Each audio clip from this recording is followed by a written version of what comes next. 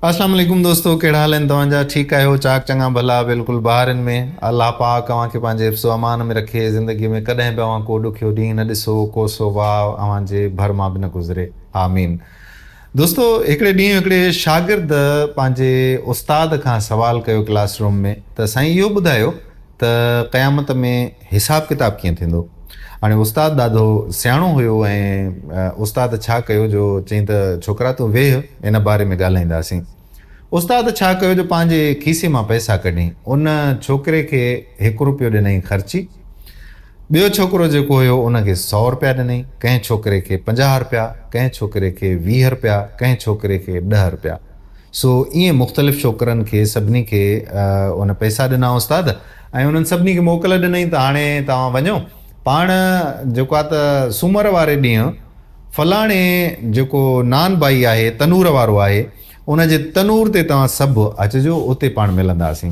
ऐं ईअं थियो, उन ॾींहुं मुक़ररु ॾींहं ते सभु जेके क्लासमेट हुआ, जेके शागिर्द हुआ, उहे सॼा उते जमो थिया उन तनूर ते।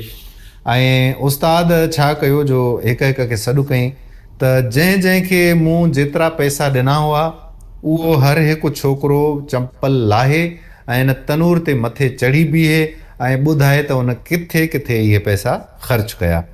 सो पहिरियों छोकिरो जंहिंखे 100 रुपया मिलियो हुयो त उहो चढ़ी बीठो तनूर ते ऐं यादि कंदो रहियो त 100 मूं छा साईं 10 जूं मूं टाफियूं वरितियूं, साईं 20 जूं मूं पेनियूं वरितियूं, साईं 10 जा मूं बुक वरिता, ऐं साईं 20 जो मूं ही सामान वरितो। मतिलबु यादि करे करे उहो ॿुधाईंदो रहियो ऐं उनजा पेर पचंदा रहिया ऐं सभ जो सॼो हिसाब किताब ॾेई ऐं टप ॾेई हेठि लथो ऐं वञी पाणीअ में पंहिंजा पेर विधाईं।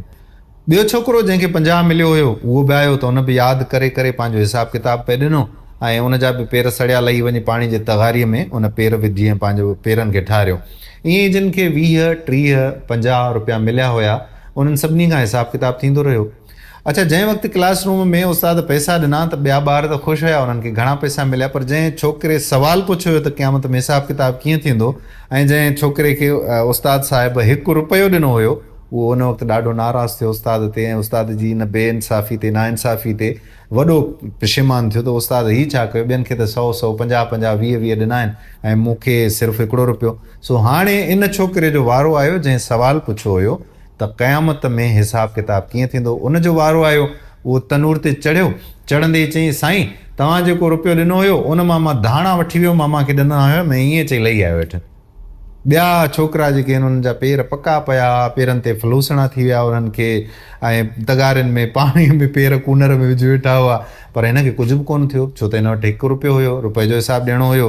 इन सॼी सिचुएशन में, इन सॼी सूरत हाल में उस्ताद मुखातिबु थियो ऐं सभिनी ॿारनि खे चईं त ॿारो, क़यामत में हिसाब किताब ईअं थींदो, जंहिं माण्हू वटि जेतिरी दौलत हूंदी, जंहिं माण्हू वटि जेतिरी औलाद हूंदी, जंहिं माण्हू वटि जेतिरो पैसो हूंदो त उन खे ईअं ई हिसाबु ॾियणो पवंदो क़यामत में।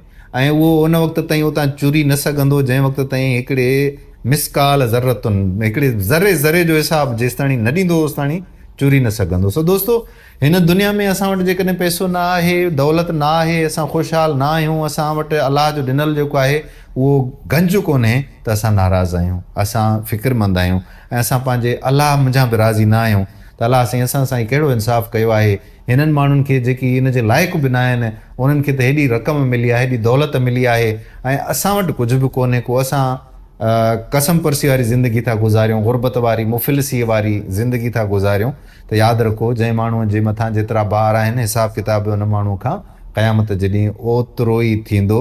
तव्हां अॼु जेकॾहिं हैरत मंझां उन्हनि माण्हुनि खे तव्हां ॾिसो पिया जिन वटि धन दौलत, जिन वटि तमामु घणी आहे ऐं उहे बेजा ख़र्च कंदा था वतन, उन्हनि खे ॾिसी तव्हां हसरत था करियो, त यकीन कयो हदीस पाक जो मफ़हूम ईअं आहे त क़यामत जे ॾींहुं उहे तव्हांखे ॾिसी ऐं अहिड़ी नज़र सां तव्हांखे ॾिसंदा त हुननि खे अचरज में उहे अची वेंदा ऐं उहे तव्हांखे हसरत जी निगाह सां ॾिसंदा। जेकी दर्जात जिन वटि न आहिनि, हिन वक़्तु दुनिया में को पैसो दौलत न आहे ऐं कसम परसी वारी ज़िंदगी थो गुज़ारे, त उन वक़्तु इहे अमीरज़ादा उन ग़रीब खे ईअं ई हसरत जी निगाह सां ॾिसंदा, जीअं अॼु असां कंहिं मालवंद खे हसरत जी निगाह सां था ॾिसूं।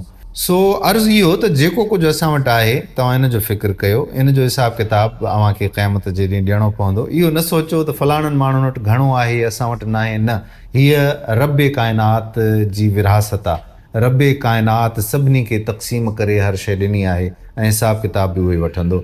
वीडियो वणी हुजे त पंहिंजे दोस्तनि यारनि सां वीडियो खे शेयर बि कजो। ॿी वीडियो ताईं मोकल ॾियो पंहिंजे क़ादिर बख़्श कलोड़े खे।